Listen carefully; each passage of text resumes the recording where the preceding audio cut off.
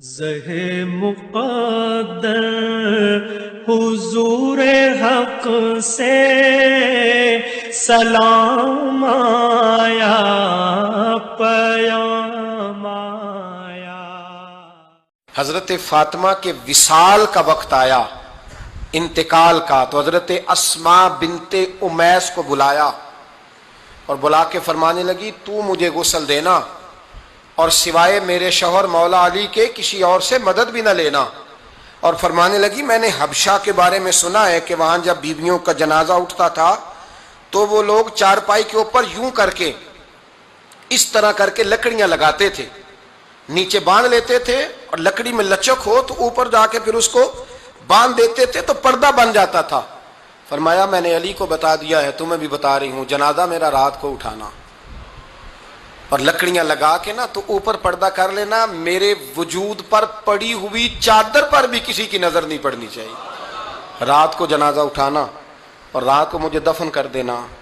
مدینہ منورہ میں حضور کے وصال ظاہری کے 6 ماہ بعد جناب فاطمہ الزہرا کا جنازہ اٹھا تو مسجد نبوی شریف سے ایک شخص اپنی داڑھی آنسوؤں سے بھگوتا ہوا نکلا تو حضرت ابوبکر صدیق نے کھڑا کر کے پوچھا کیوں نبی پاک کے چچا عباس روتے کیوں ہو؟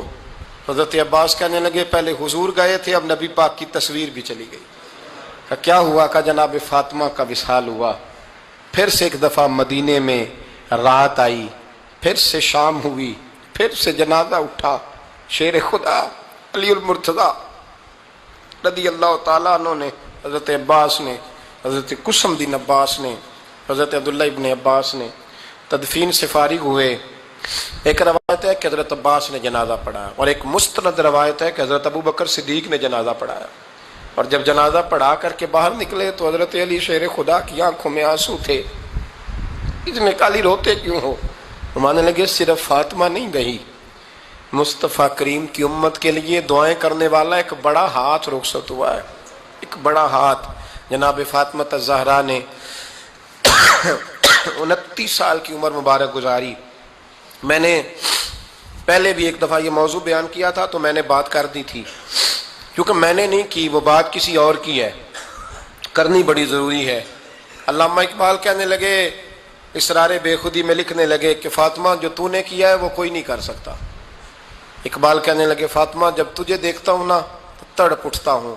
کہنے لگا فاطمہ میرے رسول کریم نے نا میرے پاؤں میں شریعت کی زنجیریں باندھ دی ہیں، اگر مجھے شریعت منع نہ کرتی، حضور پابند نہ کرتے تو میں کعبے کا طواف نہ کرتا، تیری قبر کا طواف کرتا۔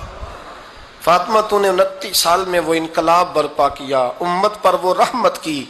علی کے گھر کی ہے عزت، علی سے سنتے ہیں، نبی کے گھر کی ہے عزت، نبی سے سنتے ہیں۔ وہ جس نے معزز کیا گھرانے کو، حسین پال کے جس نے دیا زمانے کو۔